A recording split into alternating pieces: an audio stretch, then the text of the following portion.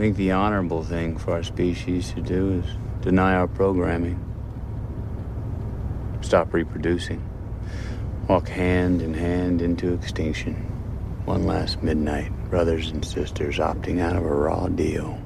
Do not trust any friends or family members. I repeat, do not. You got a 10 on the scale of 10 of horrific breathing shitty quality. air. Yeah. Well, I mean, we just took a shot at like all of North America's like top politicians and minds, and then said sorry about the air quality. Yeah. That's the Canadian way. That's good. That's the way. Yeah. Well, I don't think that's our fault. Like, it's global warming, isn't it? Yeah, well, I would also imagine. Saskatchewan's fault specifically, I think. Manage your fucking forests. It won't be long until Ontario. Like, we haven't had a forest fire season yet here in Ontario. Like last time, it was kind of our fault. I'm gonna come out and say it, man. Western Canada is fucking dipshitty. Oh yeah. Okay, I like Why this not? hot take. Yeah, like it's like the trucker rally of our entire country is just that whole quadrant. Like, are you including Vancouver? Yes, yeah, I am. Yeah, they're just they're hanging on for dear life out there. Yeah, they're definitely hanging on for dear life.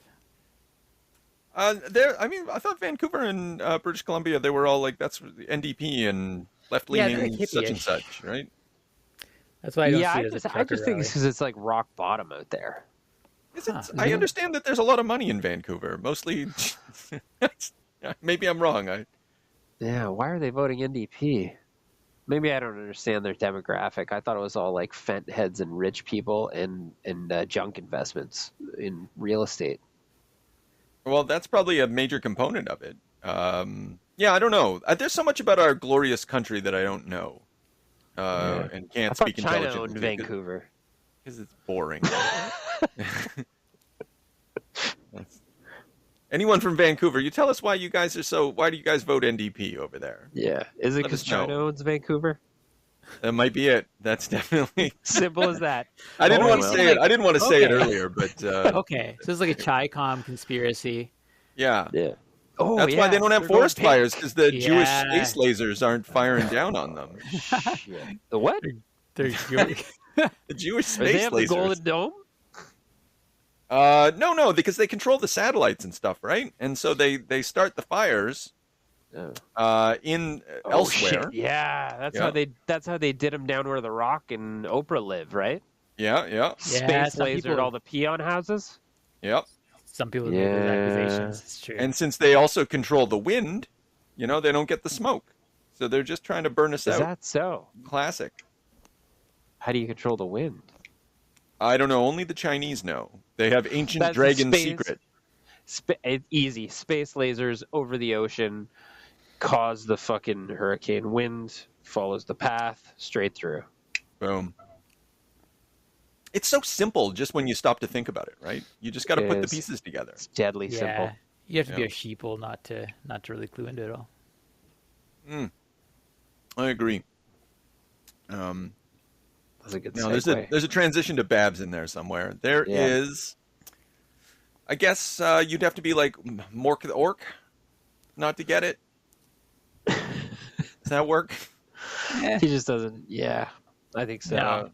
No, I think he does get it. Yeah, he understands the deep realm. Yeah, he understands the deep realm. Yeah. He understands the deep realm? Yeah.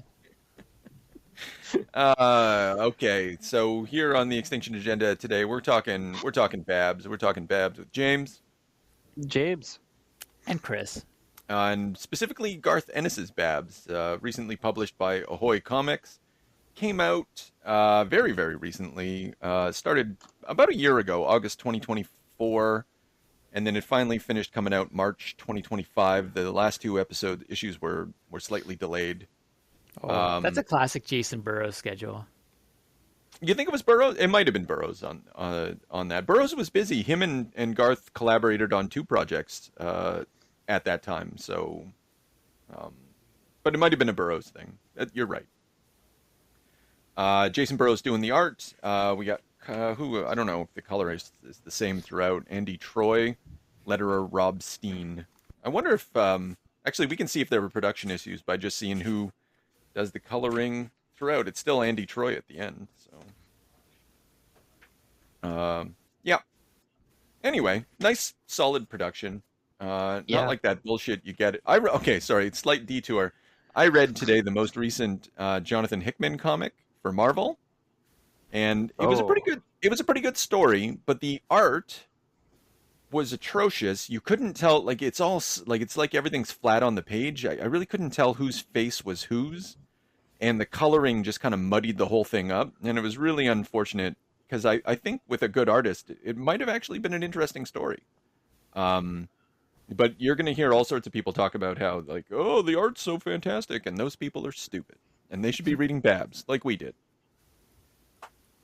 Good call. Yeah, Can't go this wrong. baby was low print, too. Like, did you guys, like, I tried to order it from our Canadian bookstore here, Indigo, and they just didn't get them. Yeah, it doesn't surprise me. Ahoy Comics is, I think they're a British outfit.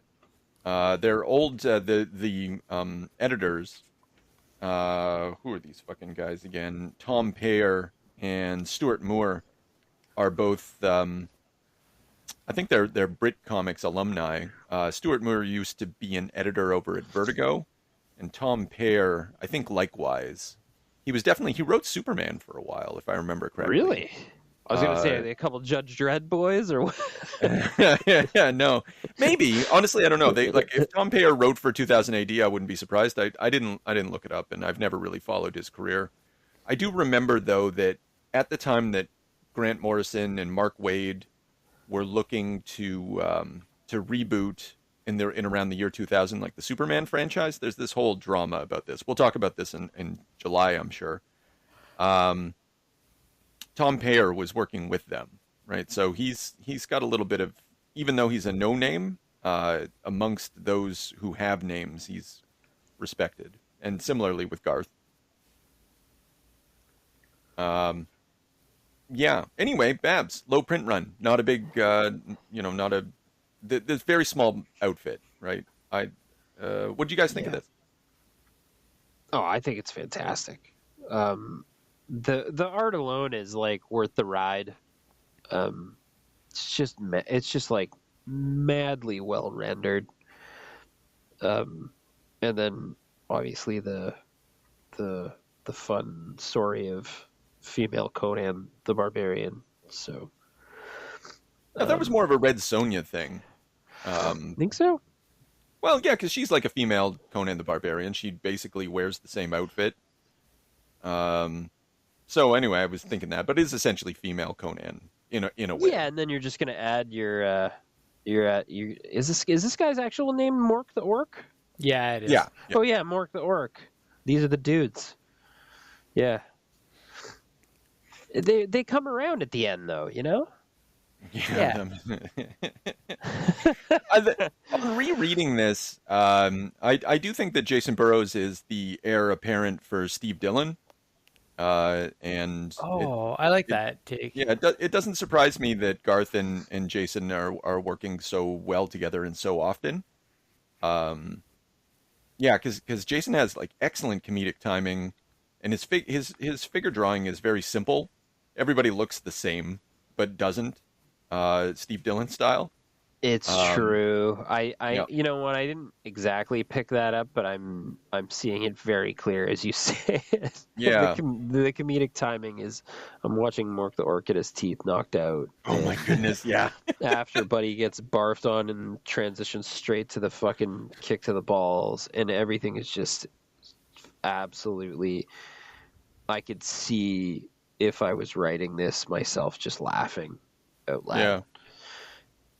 I only have one complaint, and it might as well just I'll just put it out of the way now. Later on, at the end of the book, when she's reaching for the penis enlargement potion, that transitions, like that event is actually very murky. Like I didn't understand what was happening on the page, and it kind of had to be told to me. That's really the only failure of this book, though. Otherwise, it's they're working on the same full cylinders that they always work at. Yeah, I felt that they maybe pulled the punch a little bit from going full boys style. They did. Yeah, Ahoy's not like that. Like that's not the sort of humor they do. Like Yeah, they'll well, do I mean, swearing and stuff. he did Yeah. include a giant penis crushing a bunch of guys, and it actually is pretty horrific. But it is, in terms of like, I did feel that the actual like transitioning in terms of like art panels was trying to take focus away from that, so that you did have to write it out to really understand what was happening. Like it wasn't fully uncensored. You know what I mean? Yeah. So No, well, I thinking that may have been something that like muddied the drawing. yeah. Yeah. So I guess cards on the table, all the nice things. I got tons of nice things to say about this book, but like I got to say, it's one of the weakest efforts that Garth is. And I've already said this to you guys before, but I think this is one of the the weakest, most recent efforts of Garth. I don't understand. Like this is like it's a fun book. It's fine. Garth's excellent. Jason Burrows is excellent. The two of them together putting this book out, it's a fun little ride. But like that's really all it is a fun little ride. And in comparison to all the other work that Garth has been putting out, or the majority of the work that Garth has been putting out, like post 2020, this is the one that interested me the least, and I found it a real slog to reread. Because like none of it really made me laugh. I chuckled. I kind of but this book didn't have any heart. Like Babs is a nothing character. She just goes around doing stuff, and that's fine. But the Garth Ennis heart was missing from this one, and you don't get the good comedy for me in a Garth Ennis book unless you also have the heart. I don't know. I think some of the heart gets. I like this, and apparently I'm gonna have to read a lot more after 2020 Garth if this is the weakest one. I feel like some of the emotional arc is played out more through Mork and his crew than Babs, because you're right. Like she's just kind of going around being. I feel chaotic. that. Yeah. But there are some. I think it's just she's invulnerable, and but she's such a she always picks the wrong side. She's sort of like she's a hard luck loser. It's that classic just trying to get the one big score that can never really come to fruition. That's sort of her arc, but it doesn't have this. I think maybe that's it. Like there's Babs is she's the main character, but like there isn't much of an emotional journey for her. Yeah, the best you'll get out of her is her relationship with her talking sword Barry, which I do enjoy their interactions. That there's things like I'm smiling a bit as I'm saying that sentence out loud, because he's like sort of a sarcastic kind of sidekick to her, but also I guess it's her Robin, and they're always like telling each other off and making fun of each other, and that's funny. And see, like I read it very similar to Rev, where I almost took Babs as not a main character. Mork has the heart and the emotional ride of really like standing on firm ground as a misogynistic, sweaty fucking nerd that is like basically hating on women and even like people of his own race and stuff. Mm-hmm. But he's the one that has the roller coaster, sort of goes up and down, and he's the one that has a lot of the internal dialogue and even the sort of like transformative journey.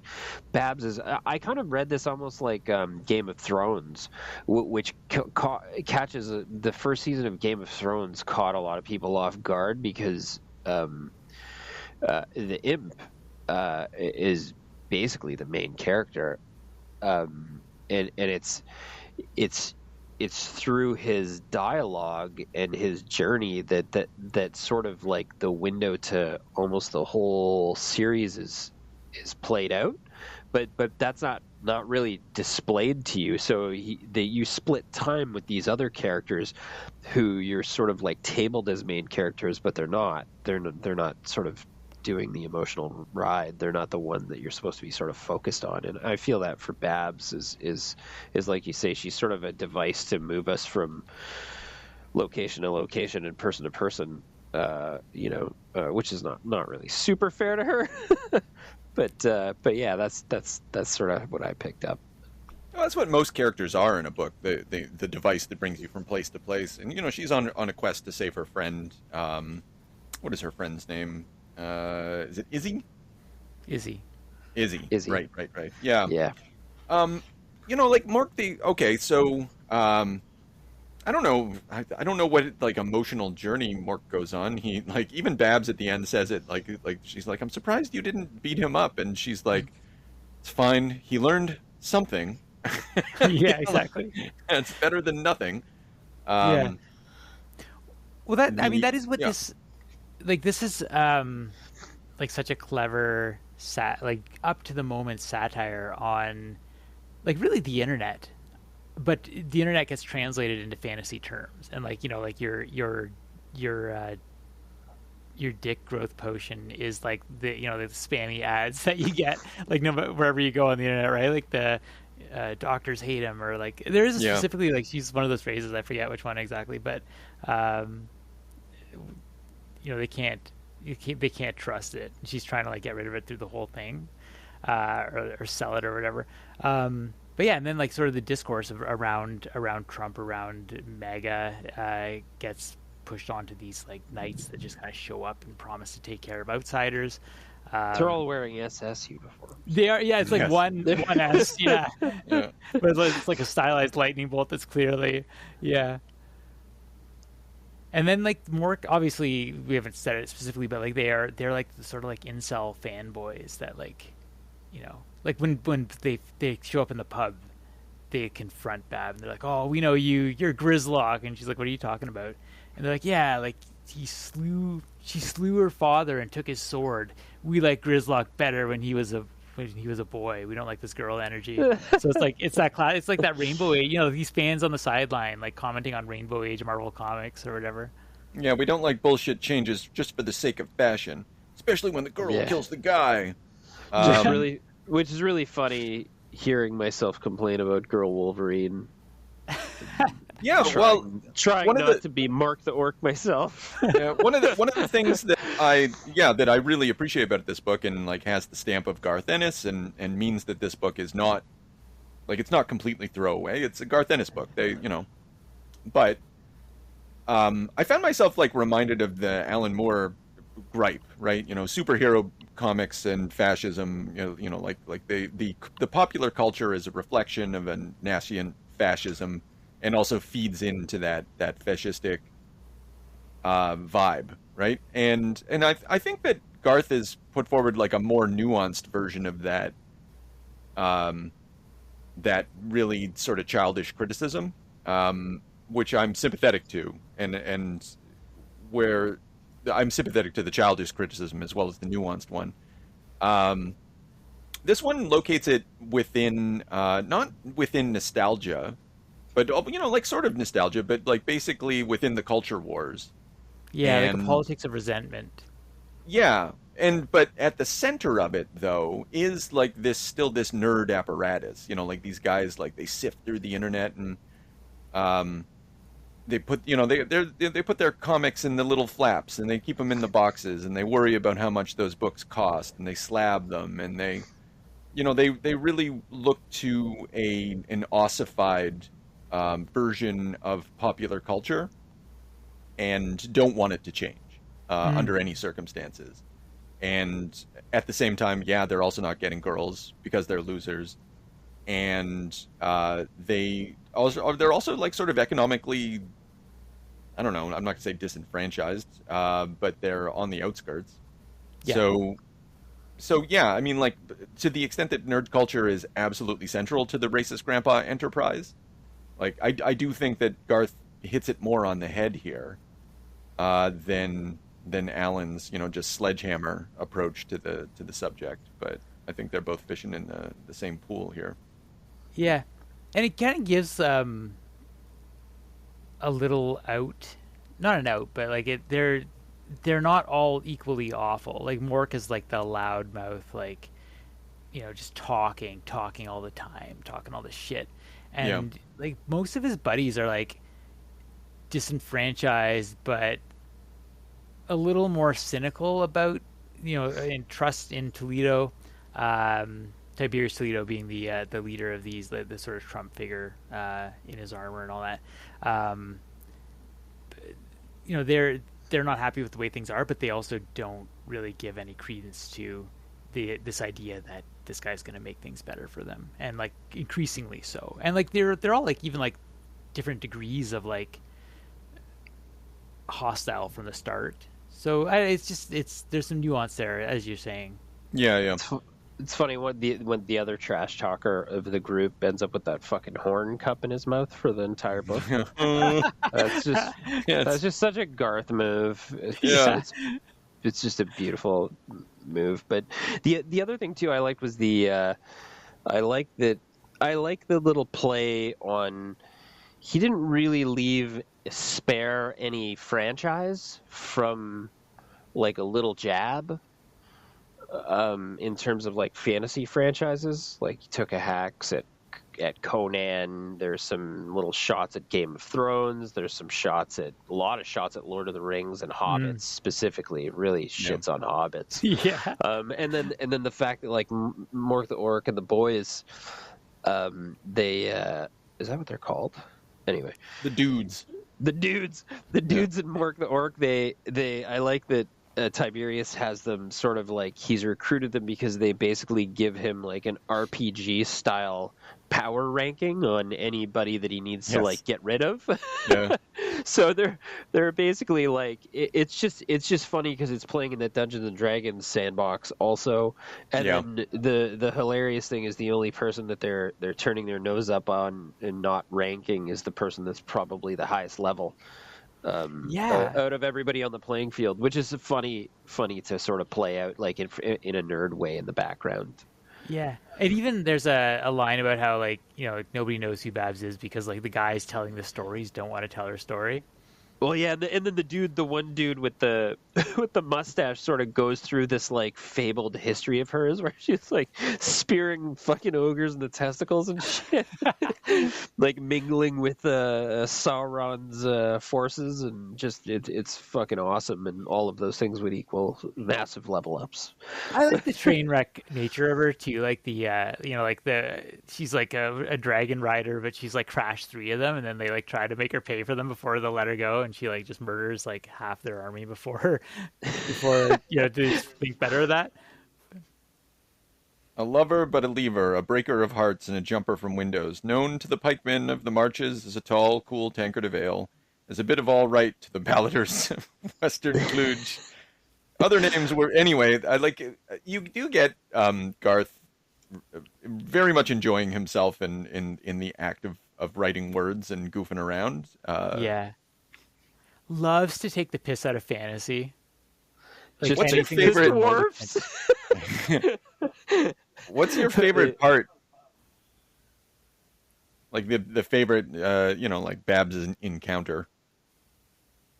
Oh, it's got to be the elf orgy for me. Oh yeah, okay, yeah, no, it is. That issue was great. So they're on a boat. For those who don't know, Babs is on the quest for Izzy, and she ends up on a boat just run completely by elves. And so the cliffhanger of the issue before, she's like, "Fuck, it's elves," and then and then she's just on the boat, and the elves just want to have an orgy all the time, and they're trying to get her into it. And like even when they meet that like 1,000-year-old elf, she's like, "You can help me find my friend," and she pulls out a dildo or a strap on. That's right. It's just so funny because one of the only people in comic book history that will address a gross orgy, if not the only exclusive person, is Garth Ennis. I don't see a lot of it. You might be right. For sure. You're gonna have a hard time breaking me off that one, and the boys also. Yeah. But the like when he addresses like a gross orgy where everyone's like consensually orgying, he has such a vivid display of it, and it's always very similar, no matter what world he's displaying it. And it just makes me fucking very much question where he draws this from. But I mean, we'll just have to guess, I suppose. But I mean, I think we can all hit the hub. I don't think it takes a lot of imagination on that front. Now, James, hold on. That song, the orgy song, that didn't make you laugh? Let me refresh my memory. So what ended up happening is, the first time I read it, no. The second time I read it, I knew what was coming, so like I was thinking about the effect that he was trying to produce, and I like the sort of sleight of hand as the song is slowly transforming into something more sexual. Yes, it's got like the double entendres from the beginning. Yeah. Our unyielding staves and tread from the past where lovers went. I just think that stuff, it's just kind of cute. I think the problem I have with this book is that like I've seen all these jokes before from Garth. Like there's very little new here. And so like it's great. He's funny, man. Like if you get up and like a good stand-up comedian standing up and doing their like tight 10 or whatever, like that's great. And this book just kind of feels like Garth doing a tight 10.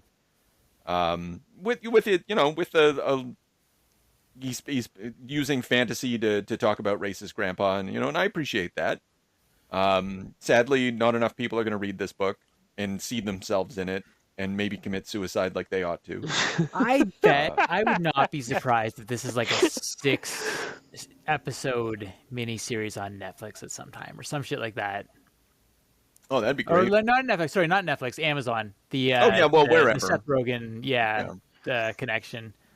Every comedic beat, like especially that issue where she battles the evil wizard that like the blonde beautiful elf queen that tries to seduce her and then pulls out the fucking strap on, the elven ivory strap on with the etching on it that's clearly from Lord of the Rings, and then just basically battles the fizz poppers at where this fucking bald creepy, like he looks like, who does he look like? He looks a bit like Grant Morrison, and he's sticking his pinky finger up this frog's ass. It's just so grotesque, and every panel there's like just like a minor horror for you to experience. So it's like there's just some great stuff. And I mean, yes, not all of it's like cackle out loud. Like I know what you mean with Garth. It's hard because like you say, like you've been down his comedy beats, like we've seen his orgy a few times here. Yeah. But still, I still feel like there's some magic here, and I still feel like there's some definite, like he's really slagging on like current fantasy and old fantasy and classic fantasy in a way that like I haven't seen him do before. So he hasn't like in his interviews when there was Forbes did an article on it and gave a little interview, and he was just like, like I read this stuff when I was a kid and I've never taken a stab at it, like it's never spoken to me, it's not a thing that draws me. But he said he had a lot of fun, and the final issue explicitly references like a sequel. So I think I'm excited for the sequel. I think the sequel will be better than the first book. I can't base that off anything whatsoever. I hope they do a sequel. Yeah. I feel that the vibe that they've got together on this, like, we can get something out of this after. It's in the, if you like this, guys, I think a funnier book that Garth put out in kind of the same vein as Marjorie Finnegan, Temporal Criminal. Give yourself a gander of that book. It also has excellent art. I'm not looking at the name, and it's like an Eastern European name. I think like Suzuko or something like that. Okay. That guy can draw. It's good stuff. Jimmy's Bastards, hilarious. It's about James Bond's illegitimate children trying to kill him. Yeah, that's great. So he's out there doing the stuff. I don't know if the art isn't very good on that one, but I think Marjorie Finnegan stands up there with Babs. It doesn't have the deeper social message though, which it's not straight up a satire. Yeah. Speaking of that, what do you think? What do you think the elves represent here? Like, are they the rich, like just like the elite, like sort of like they'll do business with anyone? I think it said. So Yeah, they don't care about. Yeah. It's like Diddy. Yeah. It's Diddy. That's right. They're the freak off. Yeah, maybe. They're like there's this weird potato chips gag here where like she gets off the train, she's been eating them, she's addicted to them by the time the elven like potato chips, they put her to sleep. The elves give them like a date rape potato chip. That's what I took it as. It was. Oh yeah. I mean, that's it. That panel, that one made me laugh out loud too. That she gets whipped and like she wakes up and this Cyclops is screaming at her, "Work, horse lag, work!" He's like, "Fuck you, you goofy motherfucker!" Yeah, she's ready to kill him. Yeah. And Then she dials it back to save everybody else. Yeah. And that horrific, when she collapses the mines on him, she's like, "Oh, thank God I didn't just murder them in their sleep. This is way more humane." Yeah, so much more humane. Yeah. I'm trying to read the chips. What it says. It says like Leon bites. I think it's meant to be like Leonidas or something. No, what's the name? No, that's the 300 story. Yeah, the elves. I don't know. I think Garth always makes, like, think of how he treated vampires in The Preacher. It's the same joke, man. It's the same fucking thing. So I don't know if they stand for anything. They're just like, well, time to make fun of some elves. This will be fun. Like, you can't do Tolkien without doing elves, and they're a bunch of fey bastards, and they're just gonna be having sex. That's what elves do. Yeah, elves are kind of pervy. So, I mean, it all tracks. Yeah. Yeah. I don't know, and I think maybe this is, I don't know if it's a weakness, but like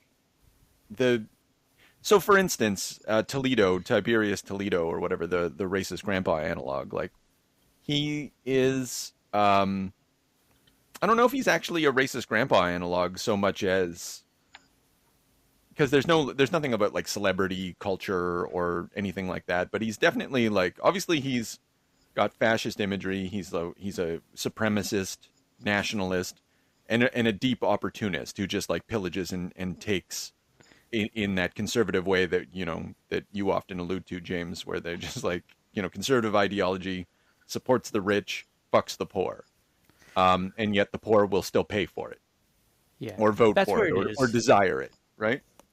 That's I don't.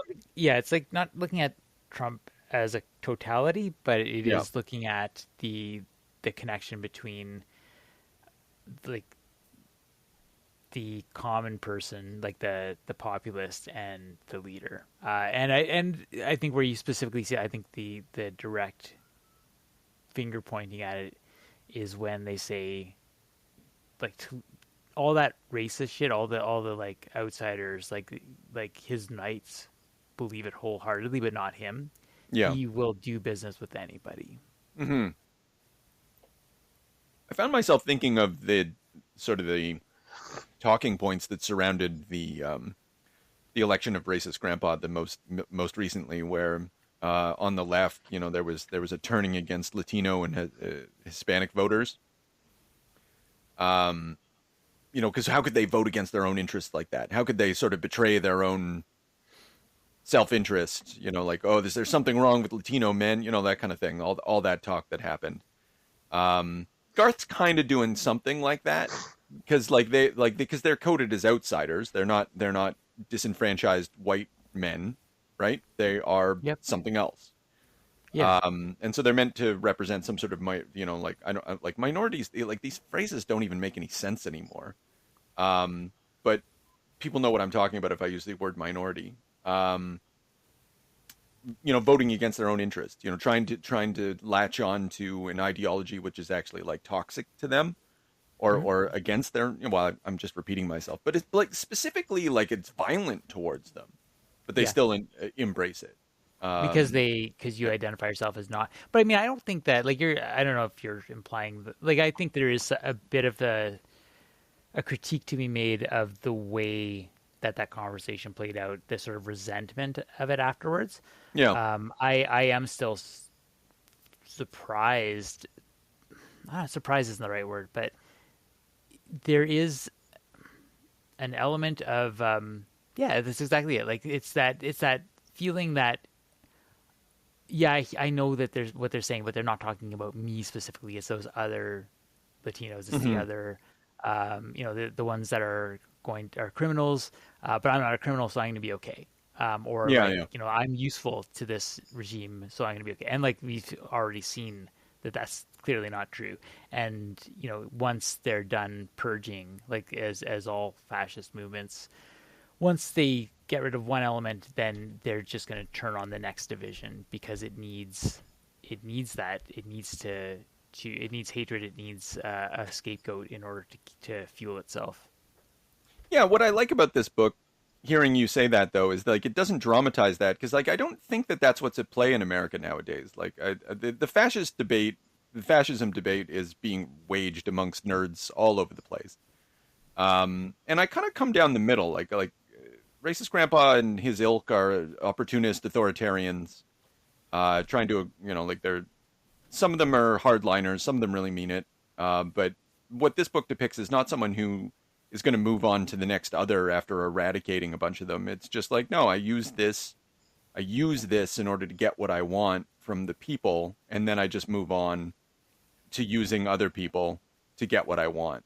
And that seems much more accurate to me to what racist grandpa's modus operandi is. Yeah, because he's obviously there's guys like Steve Miller attached to him or whatever, and though that guy's fucking a shit-eating wild man. Oh yeah, go ahead. The borders are. I was gonna say that I think the really the funny thing about like just coming into town, taking everyone's riches, and then fucking off while offering them nothing but like some like Nazism high fives is really just true to form right now. Yeah. It's like, yeah, like you say, we'll shut down the border. We're going to ban 12 countries from coming here. We're going to go and scoop people up out of the schools and stuff and put on a little bit of a stage show here and deport them all, motherfuckers. We'll reopen Alcatraz, which is just a joke. And then basically it's like, we'll provide you guys with some like high fives on just like being openly racist and give you nothing and then just continue to take money from you on the ground level. And thanks for coming out. Yeah, that's the movement, really. It's really sad. It's just funny that it's that simple. Like it's nothing fancier than that. Sadly, I mean. Yeah, and so like getting back to the Garth's sort of thing on this, like it is a much more, as goofy as it is, and kind of repetitious in the Garth thing. I do have something nice to say about that after I talk about it being repetitious, but it's just nice to see this kind of take. I think like a nuanced take of the Alan Moore thing. The one thing I would have liked to have seen is Tiberius take his helmet off at the end. I was waiting for the reveal. I was waiting for the joke. That would have been cool. I was waiting for him to be like a girl. I thought it was going to be a woman. That would have been good too. I was kind of hoping for like a blonde, ugly guy, like kind of Yeah, where's your chin? Perfect. Yeah. So I don't know, like that's fine. But the nice thing I was going to say is that although these are sort of repetitious Garth jokes, I don't like getting back to Jason Burrows being the heir apparent of Steve Dillon. Like it was almost kind of necessary that they did a book like this. I like it. It felt like a warm up exercise. I know they've worked together quite a bit, and they've done comedy before in the Chronicles of Wormwood, like an old Avatar book. Which is kind of like he'd written it after Preacher. It's very Preacher in its religious politics, I would say. Mm-hmm. But yeah, I don't know. Like I just feel like these these two were, I think the two of them are still looking for a book, and they don't realize they're looking for a book. You know, they're waiting for that grand collaboration, and it just hasn't like a happened longer yet. term project. Yeah, like outside of Punisher, of course. Like they've done some excellent. I don't know if it would be a longer term book. I don't think either of them kind of do that. But I mean, just like just something of greater substance from like two creators who can obviously do it. Like they did the Ribbon Queen, but that was fine. You know, it was just kind of like a horror version of Red Team. And it had a lot to say, and it looked great, but it didn't. You know, it was kind of like a Constantine book. Like it was good. I'm kind of downplaying it, but it wasn't the killer app that these two guys are going to produce one day. God willing. Yeah. It certainly wasn't Get Fury. Yeah, like there's a fuck around mode for Garth, and I feel like they haven't. Well, I mean, Cross was amazing, so let's not downplay that. But like in recent memory, I'm not sure if there's like a top tier book, like a Something. Well, something to rival their collaboration on Cross. Yeah. That also has the fuck around. Like those books weren't very funny. They No. like the zombies, like the Cross did things that were sometimes extremely funny. But yeah, I don't know. Like, maybe, you know, who am I to tell Garth Ennis that he needs to? Come on, Garth, put out another fucking masterpiece, would you? It'll happen when it happens. Maybe it is just sort of like feeling out the boundaries or the you know the language of fantasy and eventually maybe telling a story that's a little more. I don't know. I like this a lot, but yeah, like the next step up. Maybe the sequel will be. I don't know. You sounded like Yoda when you said that. Wow. I've always tried to sound like compliment. Yoda. Yeah. Yeah. Thank you. Maybe next. Go on. There's a lot of satisfying violence in this though. Like at least they're firing on that. When those crossbowmen come at her and Yes. he just sticks her sword Jesus. from behind into that guy's face and then wheels him around to take the bolt from his buddy. Yeah. So is this I love yours? how she keeps accidentally just like murdering her witnesses. She brings death.